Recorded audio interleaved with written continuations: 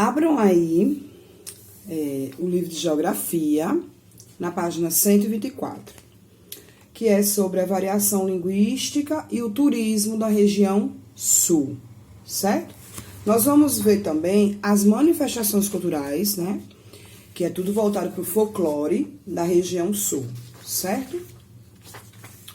Então, como sabemos, a língua ela varia de região para região, de acordo com a cultura de cada uma delas. Na região sul, assim como nas outras regiões, existem particularidades na língua falada. Vimos isso, né? Em todas as regiões que já estudamos. Então, há palavras que alguém que vem da região sul vai falar aqui pra gente e nós vamos estranhar, nós não vamos saber a que se refere, certo? Como também há palavras da nossa região nordeste que as pessoas que moram na região sul também vão estranhar, certo? Então, vamos ver aí algumas palavras da região sul, né? Que são usadas lá. Apinchar, que é jogar. Atorar, que é cortar. Bolear, que é jogar também, né? Camaçada de pau, que é apanhar. Crer em Deus Pai, tudo junto, né? A gente também já viu essa aqui. Exclamação usada quando algo dá errado. De vereda, que é rápido. Fincar, cravar. Garrão, calcanhar. Encebar, que é enrolar, fazer cera. Engrupir, enganar. Jossa, que é coisa. Caquedo, pessoa que não vale nada. Lazarento, insuportável. Lutear, que é brigar. E mal-educado, né? Que eu já ouvi mal-educado, né? E aí tá mal-educado, que é uma pessoa mal-educada. Então, tem muitas palavras que nós nem sonharíamos o que seria, não é isso? Então, aí estamos vendo essa variação. Já no turismo, a região sul apresenta várias atrações turísticas, como as serras gaúcha e catarinense, que atrai turistas no inverno, com as temperaturas baixas e até neve, para cidades como Gramado, a cidade turística mais representativa do gênero no país. Mais representativa, né? Tem Canela e Urubici.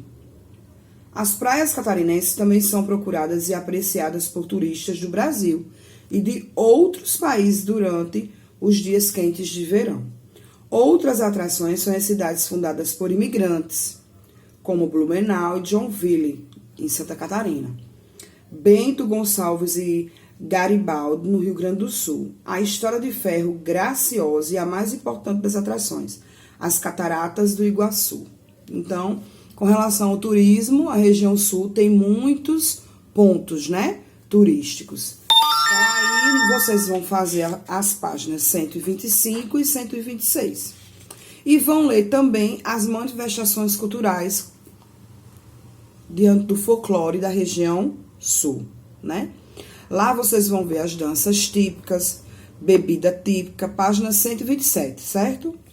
Festas populares e cultos, lendas, pratos típicos e artesanato, tudo sobre a região sul. E vão fazer a página 128, 129 e 130, certo? Para a gente terminar o estudo aí da região sul, certo? Então, eu vou falar novamente. Página 125, 126, 128, 129 e 130, ok? E assim nós vamos finalizar a região sul. Aí agora você abre aí o livro de história, que nós vamos estudar o Tratado de Tordesilhas. Que tratado foi esse, né? O que foi acordado? Esse acordo foi de quem com quem, né? Vamos ver agora.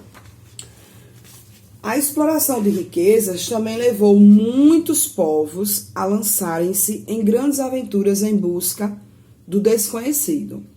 Um exemplo disso foi o período das grandes navegações, nos séculos XV e XVI, durante o qual Portugal e Espanha eram as grandes potências mundiais. pois bancaram muitas e grandes expedições à procura de riquezas em outras terras. Na verdade, o grande objetivo de Portugal e da Espanha era encontrar outra rota para chegar às Índias, no Oriente, já que a rota conhecida era dominada pelas cidades italianas de Genova e Veneza, que compravam bastantes especiarias e desejavam também lucrar com o comércio. Além do que, o comércio também estava bloqueado pelos turcos no Mediterrâneo. Outros tipos de comércio que interessavam a Portugal eram o ouro e o sistema escravistas, que negociavam com os africanos. Algumas das especiarias muito consumidas eram cravo, canela, pimenta e noz moscada, usados na conservação dos alimentos. Hoje, nós temos o sal, nós temos muitos temperos, né? E também temos a geladeira, né? Para conservar os alimentos. Então, nessa época, eram essas especiarias que conservavam os alimentos. Então, nessa época, as disputas entre nações católicas, como era o caso de Portugal e da Espanha, eram decididas pelo Papa, que publicava bulas papais para encerrar os conflitos. Bula na Igreja Católica Apostólica Romana é uma carta especial ou um documento com regras gerais que eram decididas pelo Papa. Então, de certa forma, muitas coisas, muitas guerras, muitas disputas já existiam, né? E tudo isso em prol do comércio, né? Para crescer aí o comércio de cada lugar e de cada país. Assim que Colombo chegou à América, a Espanha procurou garantir os direitos que julgava possuir sobre as terras descobertas e sobre as que pudesse vir a descobrir. Para isso, dirigiu-se ao Papa. O Papa espanhol dividiu o mundo com uma linha imaginária que garantia à Espanha todo o continente americano. Criou-se um clima de rivalidade e desconfiança entre Portugal e a Espanha. Vocês podem ver aí embaixo, ó, na página 134, uma imagem, né, dessa linha imaginária aí. Então, Dom João II, o rei de Portugal, sentindo-se prejudicado pelas determinações papais, recusou-se a atacá-las. Depois de várias negociações diplomáticas, Portugal e Espanha chegaram a um acordo. Em 7 de junho de 494, assinando na cidade de Tordesilhas um tratado luso-espanhol que dividiu as novas terras em 2 hemisférios, a partir de um meridiano que se encontrava a 370 léguas a oeste do arquipélago de Cabo Verde, o Tratado de Tordesilhas. As terras existentes a oeste da linha pertenceriam à Espanha, daí vocês veem o domínio espanhol e o domínio português. Assim, garantia-se as existentes a leste a Portugal, né? Assim, garantia-se que um não poderia ocupar terras que viessem a pertencer ao outro. Então, o que era domínio espanhol, a Espanha não poderia tentar dominar o que pertencia às terras que pertenciam a Portugal. Então, o meridiano de Tordesilhas passa pelas atuais cidades brasileiras de Belém, que é no Pará, e de Laguna, que é em Santa Catarina. Quando o Tratado de Tordesilhas foi assinado, os espanhóis já estavam na América do Sul. Mas os portugueses só chegariam oficialmente ao Brasil 6 anos depois, né, em 1500. Mas algumas terras ainda provocavam disputa entre essas nações, pois não havia sido definido, por exemplo, a parte que o ponto de Cabo Verde, início ou final, deveriam ser medidas 370 léguas. O limite geográfico do tratado possibilitou aos portugueses e espanhóis, nos séculos que se seguiram, a introdução de sua cultura, religião e língua, não somente no Novo Mundo, mas também na África, na Índia, em todo o Extremo Oriente. Partindo desse princípio, podemos afirmar que o Tratado de Tordesilhas é um dos acontecimentos mais importantes da história das relações internacionais, pois, ao ser estabelecido inicialmente de forma pacífica, proporcionou a divisão das terras conquistadas.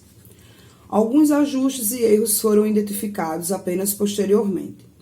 Oficialmente, as disputas entre Portugal e a Espanha sobre a linha demarcatória definida no Tratado de Tordesilhas duraram até o ano de 1750, com o Tratado de Madrid. Porém, as polêmicas existiram por muito tempo.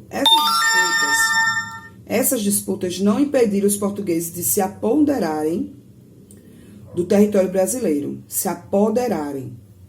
Embora durante muito tempo não tenham demonstrado interesse por nossas terras.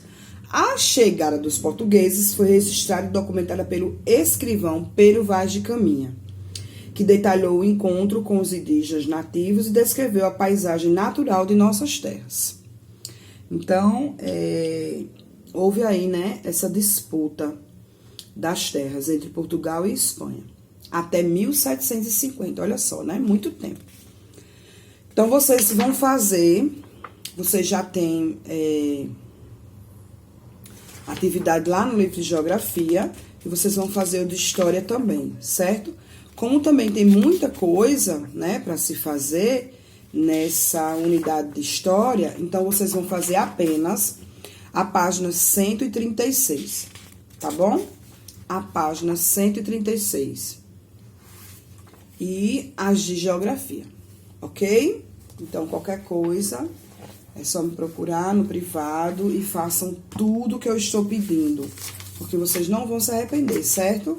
Será muita coisa aproveitada aí nas pontuações nessa reta final, tá bom? Então, tchauzinho, boa aula, bom estudo. Façam aí as atividades de hoje, Geografia e História. Tchauzinho e até amanhã.